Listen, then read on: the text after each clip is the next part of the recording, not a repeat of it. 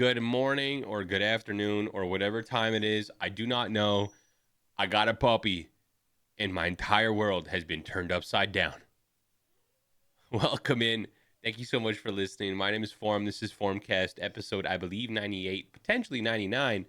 Regardless of the number, a pretty fun one and probably a short one because I have this 11-pound little Bernedoodle puppy sitting out in the hallway beside me, absolutely needing all of my attention, all of my energy, and like I said, turning this world upside down. I think I've slept about 5 hours in the past 2 days. Pretty good, considering. But yes, ladies and gentlemen, Larry the puppy has been secured, has been brought home. On Saturday, I had the pleasure of going to pick up this beautiful bundle of joy and bring her home. And my God, has it been ever a fun time. Now, this thing, I'm telling you what, I'm lucky right now. She's laying in this bed in the hallway. She's got her toy. It's a salmon. She enjoys the salmon. She's going to be an outdoor dog. So, I mean, might as well get outdoor toys. You got a salmon. She's got her duck with her. And I got the stairway blocked with her crate. So, I mean, doing everything I can to make sure that during this podcast recording that she's not flying around. With that being said, getting a dog, man, is it a lot of work. And I've had a puppy before back in the day, and I kind of forgot how much work it can be. But at the end of it all, here I am looking at this thing every morning, every day, all day long, and there's just not an ounce of being annoyed or upset or frustrated. Call her Larry the land shark sometimes because she has these moments of just going around and chewing everything. So I call her Larry the land shark. And if you're watching this on YouTube, I'm looking down because she's right here at my feet. If you haven't seen her, I did present her yesterday, Sunday. Today's Monday, the 18th. But I presented her on stream on Sunday for the very first time, and everybody fell in love. She's the cutest thing ever. She's a mix of a Burmese mountain dog and a poodle. And as she chews the underneath side of my SECRETLAB chair, which she just stopped, which is good. It's good behavior.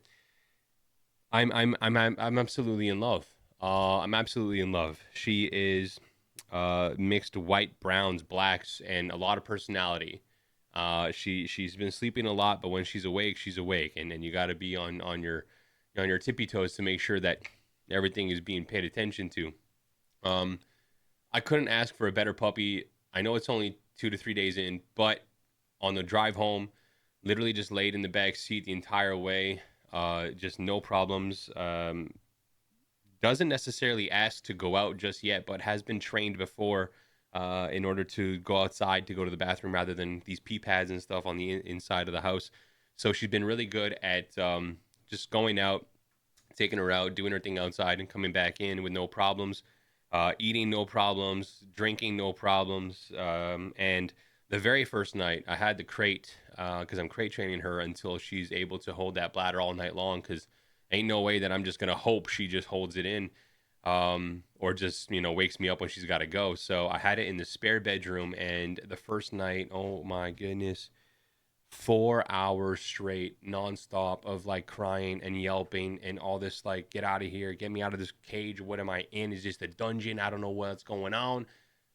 Understandable. She literally went from Saturday being surrounded by her siblings, 7 other puppies, other adults, 2 or 3 other adult dogs as well, all this stuff, to, well, literally being picked up last. I got there and she was the last puppy to be picked up. All the other owners picked up their new puppies that day as well. So she was the last to be picked up. So she saw all her siblings get taken away. And I just felt like I saved her, yeah, on Saturday. But then she comes to Saturday night sleeping in this crate, this new home, these new people, these new smells, this new environment, this new look, this new vibe, this new energy. So she was definitely put through the ringer this past weekend with how many changes she went through. But she's very much so getting accustomed to the house, to being outside. She's so outdoorsy. She finds a stick, she wants to chew it, which is great. She's going to be brought on numerous hikes, bring her fishing to camp and all that kind of stuff, right? So it's going to be really fun. But she's been really, really good. So the first night, I don't even think I slept. I really don't think I slept, okay? So here we are, thinking second night, what the heck do I do? And a lot of people said, why don't you move the crate inside your bedroom? Now you don't gotta put it like you don't gotta put it like in the, right beside you, or like, so she can see you or anything like that. But just for some reason, dogs sometimes feel if they can just feel your presence, your energy in the same room, then they're okay. Well, I will tell you what, ladies and gentlemen, I will tell you what. Last night, put her in the crate in my bedroom, just by the door of the bedroom, not beside the bed or nothing like that. And she didn't make a single peep. Woke up around 2:30, 3 o'clock. I took her out. She cried a little bit after being put back in the crate after. When she wakes up and you go outside, she's ready to rock a little bit, right? For at least like 10, 15 minutes to like go, go, go land shark mode. But she cried like for like 10, 15 minutes, and then she stopped and then woke up around like 6:37, and she was good to go. Took her out and all that kind of stuff. So night one, didn't sleep. Night two, slept, took her out twice, and everything was Gucci. I'm hoping that this is a sign that it's getting better as we go. Like I said, we're only on day 3, and I'm hoping for a lot here. But she's just laying here on the floor right beside me as I do my podcast, which is good because when I work, I don't want to have like a friend come by, or my mom or dad come by, or someone to come by and be like, hey, can you watch the dog for 4 hours? It's like, I bought a dog. I'm not just going to like rely on other people all the time, right? So really nice. This is actually a bit of a test for me, because tomorrow start, really streaming. Last night wasn't too bad, but it was like about her. But getting back to regular scheduled streams and regular content is really important for me to be able to sit here, do my thing, and not worry that she's getting into something. Now, all I have is a hallway into the bathroom and nothing she can chew, nothing she can eat, and all that kind of stuff. And the stairs are blocked, so she can't go down, which is good. But this is really nice to just see. She was really good at like having her energy little spurts, but then really good at chilling. She doesn't have to necessarily always be around you, but she likes it. And I like that in my dog. I like the fact that she needs to be kind of close contact with her owner.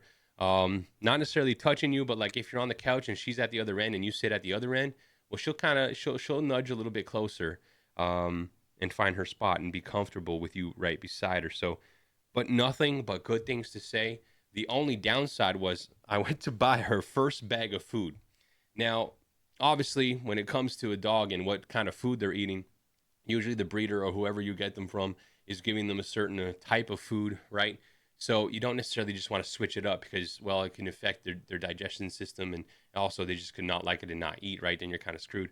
So keeping up with the same type of food that they have, well, I don't know if this is because I don't know what's happened in the last few years, handful of years. Dog food is ridiculously expensive. I bought this 30-pound bag, right? And yeah, I could have bought a smaller bag and all that, but the price difference wasn't even that much. It cost over 100 Canadian dollars for a bag of food that I'm hoping lasts like at least a month. I don't know that I should have done the calculations, but maybe not. It might make me cry. But she eats like 3 cups of food a day right now at 8 weeks. Now, as she goes and further into the months and all that, she's going to be 4 cups and a bit, almost 5 cups a day, because she's going to be a big, big dog. But with that being said, $100 a month and food, man, I'm going to have to start selling my left leg in order to make the payments for these things. But at the end of the day, it's like buying a car. You have insurance and gas. You got to pay it. You have a car. What are you going to do? Not use it? No.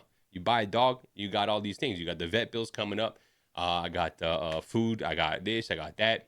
Luckily enough, if a dog doesn't, as long as, knock on wood, as long as they don't get into any medical problems, they don't cost you a whole lot of money for the amount of joy and happiness that they bring to your life. Man, this thing is super, super, super, just super cool. And listen, I said it on stream last night, but you wake up in the morning, right? Tired, groggy, got a bit of a headache. I've had a headache all day long. I think I was sick like a few days before picking her up too, so I'm kind of like recovering from that. I'm sore, I'm achy. I think I broke my kneecap at hockey a couple weeks back. Oh man, 35 been rough on me. But then you wake up and you look at this thing, and it's just looking at you with these eyes. These do not know anger. These do not know annoyance. These do not know frustration, disappointment. They just endless love, man. And that's the best thing about a dog, I think, is just this unconditional, unwavering amount of love that they just literally give you all the time. No matter what time of day, no matter what's happening in your life, they're just like, I'm here to love you. I can't be upset. I'm tired, but I can't be upset. Ain't no time for that. Because if there was time, well, she'd probably be pissing on the ground and I'd have to clean it up. And then I'd be like, oh my God, which she has done a couple times and probably at the fault of me because after a nap, I should know, hey, we nap, we got to go. Her bladder is very, very tiny still. And she's been drinking water. So I got to, that's on me. That ain't on the dog. So even with the piss on the ground, I clean it up. I'm like, oh, Larry, come here, girl, come here. Everything's Gucci. Now, if you're wondering, lastly, the name. Larry. Spelled L-A-R-I. That's right, Larry. Yeah. I wanted a male dog, a boy dog. I don't know why. I just did. Name him Larry. Larry, come here. Come here. Come here. You know what I mean? It's just funny. Absolutely hilarious. Well, I got there and, well, they didn't have any male dogs left, so I picked her and, well, guess what? I stuck with the name. And a lot of people love the name. Some don't. Some are like, Larry for a girl dog, for a female dog. Like, I don't understand where you're going at with this. But, hey, I'll tell you what. Larry is the best dog ever.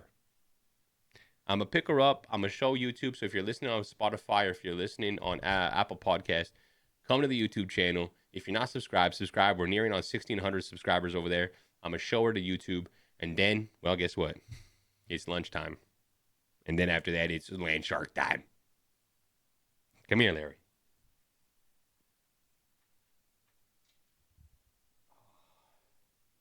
So if you're watching on YouTube, you get to see Larry. She's adorable. She's sleepy. And she's the best. So as always, I really appreciate you guys listening in. Today was a special podcast episode. And I'm happy that she just snoozed through the whole thing. So with that being said, we'll catch you next time. Cheers.